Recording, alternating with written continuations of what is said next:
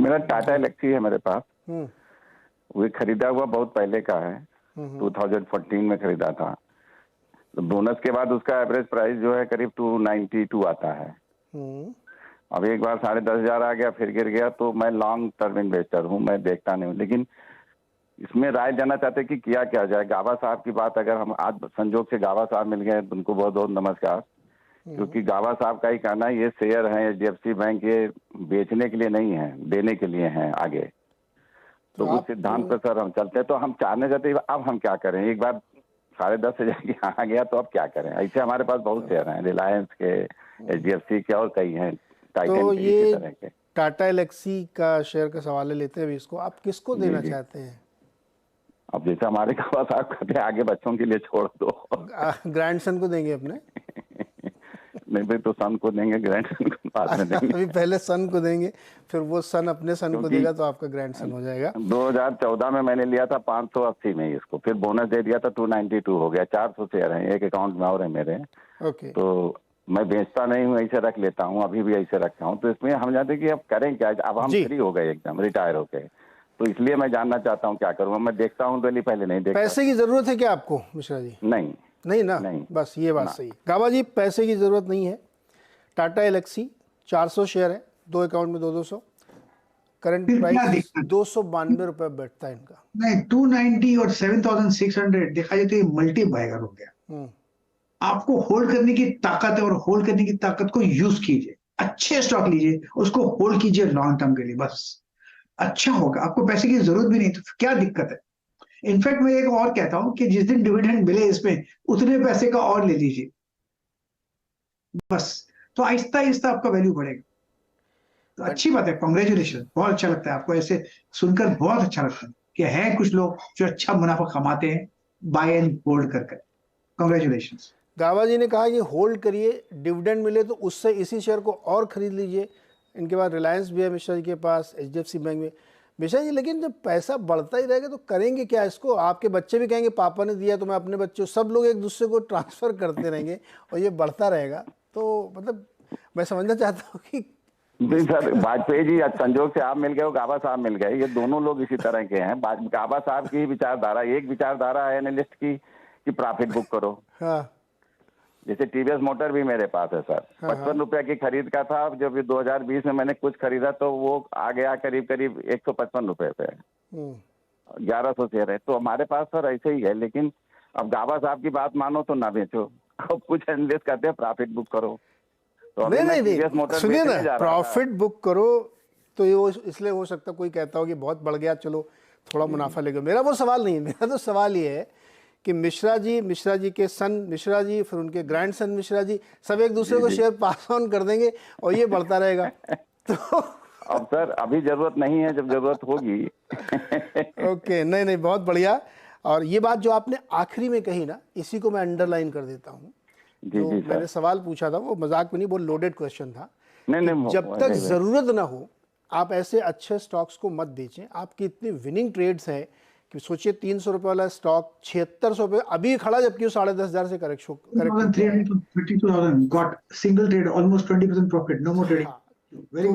इसलिए होल्ड करके रखिए। इस तरीके के जो ट्रेड्स हैं वो आपको वेल्थ क्रिएट करके देते हो। Mishra ji, I am sure कि बहुत पैसे उन्होंने बनाए होंगे, और नंबर देखिए बता ही रहे हैं, 1100, 1200, 1500। मिश्रा जी, बहुत बहुत शुक्रिया और बधाई आपको इस तरह के अच्छे ट्रेड्स लेने के लिए। चलिए अगला सवाल लेते हैं। हमारे साथ कोलकाता से जुड़ रहे हैं अभिजीत दत्ता। बताइए दत्ता साहब। बोल रहा हूँ सर, गुड मॉर्निंग सर। मेरे पास सुजलॉन एनर्जी के 1450 शेयर है 33 रुपए के दाम पे। हाँ। अगर सर लॉन्ग टर्म के लिए सर होल्ड करना चाहते हो, अगर बात क्या है सर फ्यूचर में बोल सकते हैं? अरे 33 में आपने लिया, अभी चल रहा है 31-25। लॉन्ग टर्म मतलब कितने साल रुकेंगे? अभी एक मिश्रा जी आए तो 15-20 साल तक आप रुकेंगे? 1-2 साल रुकेंगे। 1-1.5 साल? ओके। गावा सर, 1-1.5 साल वाला लॉन्ग टर्म है इसमें सुजलॉन एनर्जी में, क्या? 90 तक तो मुझे लगता है जाना चाहिए। अब होल्ड कीजिए। अब 31, यहाँ से 3 साल 3 टाइम्स हो सकता है। 1.5 साल लगे या 2 साल लगे या 5 साल लगे, मुझे कहना मुश्किल है। लेकिन सुजलॉन का जब मैं चार्ट देखता हूं तो लगता है ये बॉटमिंग आउट प्रोसेस शुरू हुआ और नियर कंप्लीशन भी होने वाला है। ब्रेकआउट की जरूरत है 32-35 के जोन पर, यहां पर लगा है, और लगता है ये ब्रेकआउट मिलेगा। ये ब्रेकआउट मिल जाएगा तो फिर 3 टाइम्स सोच सकते हैं आप 100 के आसपास। तो मेरे ख्याल से होल्ड कीजिए बिल्कुल।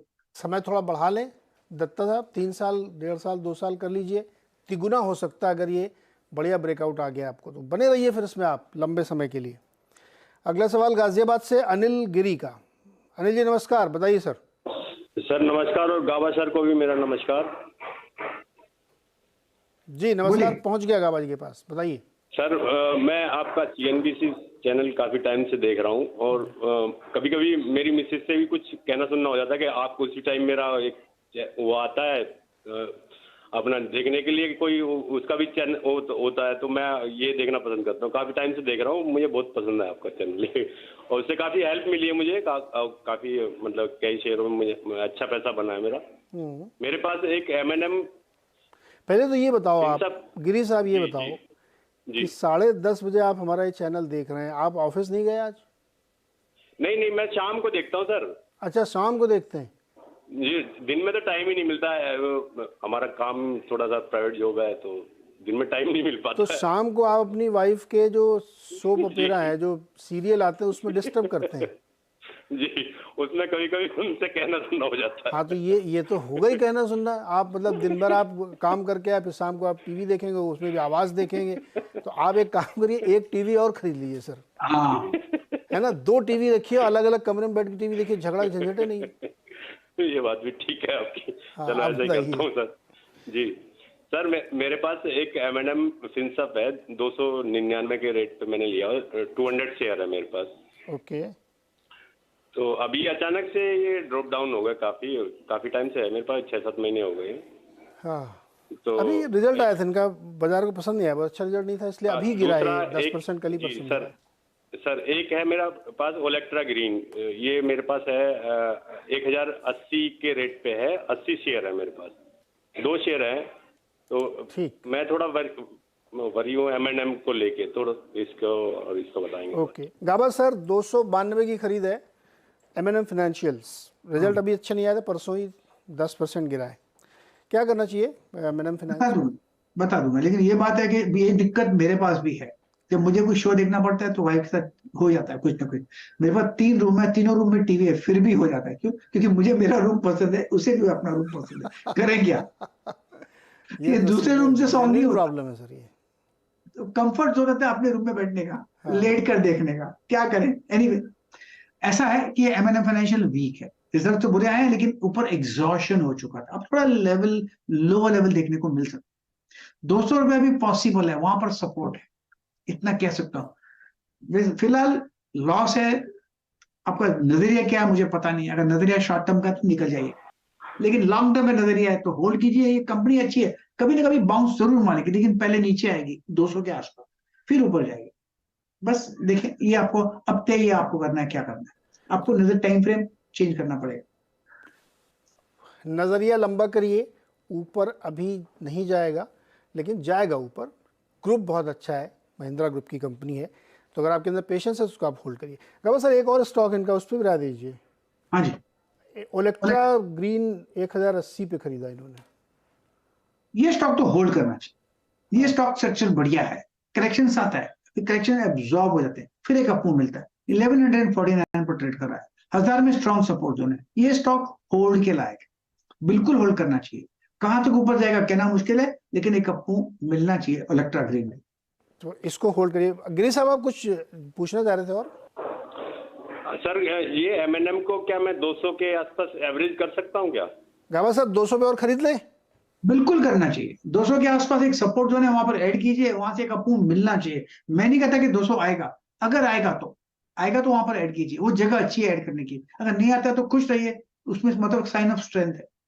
दोनों साइड में फायदा। नहीं आया तो भी अच्छी बात, ऊपर जाएगा, और गया तो खरीद लीजिएगा, और बहुत अच्छी बात है ये।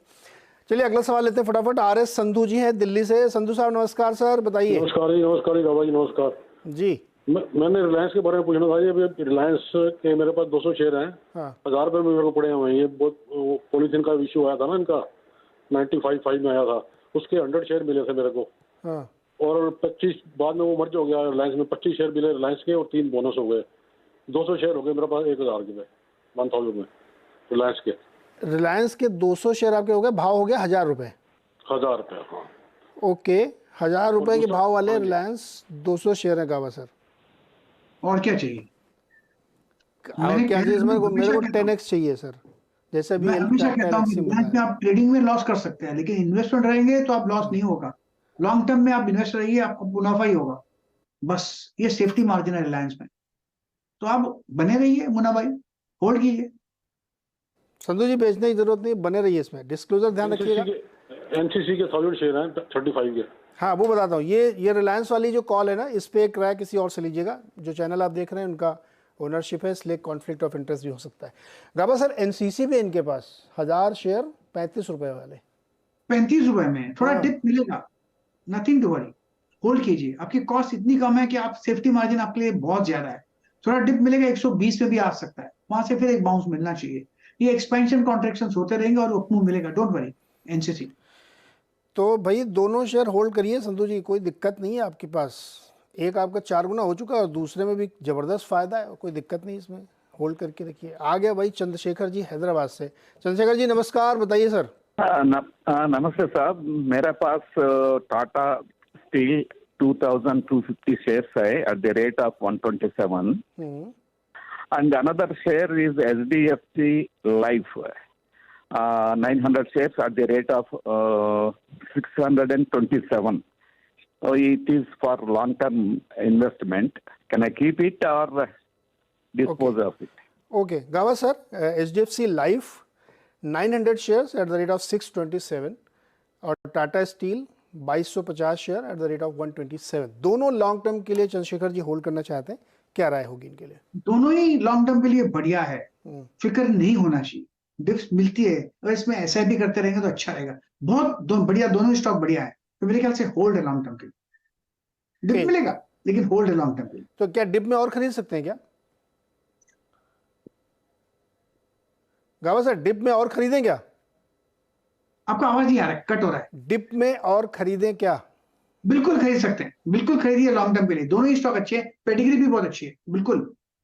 Okay Chandrashekhar ji, keep on holding, if you find any dip by more, no worries. Thank you thank you thank you. चलिए एक छोटा सा ब्रेक लेते हैं, ब्रेक के बाद वापस आएंगे तो कुछ और सवाल लेंगे।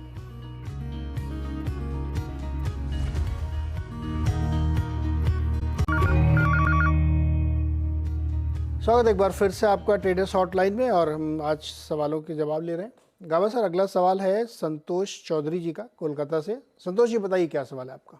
मेरे ने दिया था HDFC फर्स्ट बैंक 90 रुपीज में, तो 2000 शेयर, तो क्या करूँ सर? और इस मार्केट में क्या करना चाहिए? क्या आपने इन्वेस्टमेंट के लिए लिया है कि ट्रेडिंग वाला था? जी मैं ट्रेडर हूँ वैसे। तो स्टॉप लॉस नहीं लगाया था? स्टॉप लॉस नहीं लगाया। क्यों? मैं बड़े अच्छा सडनली कम हो गया था ना, इसलिए। अरे तो स्टॉप लॉस इसलिए लगाया जाता है संतोष जी। लगाया नहीं।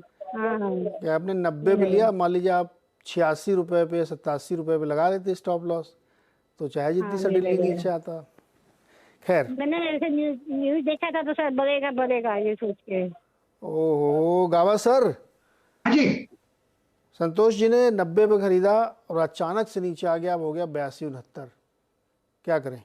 इसीलिए तो स्टॉप लॉस होना चाहिए, अचानक ही आता है।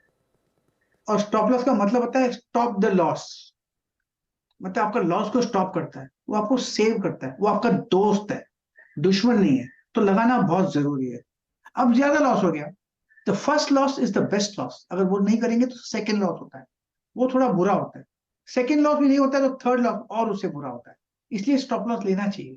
आई लव माई लॉसेस, ऐसा आपको ध्यान देना चाहिए। एनीवे, अब भी इसमें और वीकनेस है आईडीएफसी बैंक में। पॉसिबल है कि लोअर लेवल देखिए, हो सकता है 75 का जोन भी देखने को मिल सकता है। सहन कर सकते हैं तो होल्ड कीजिए, वरना निकल जाइए।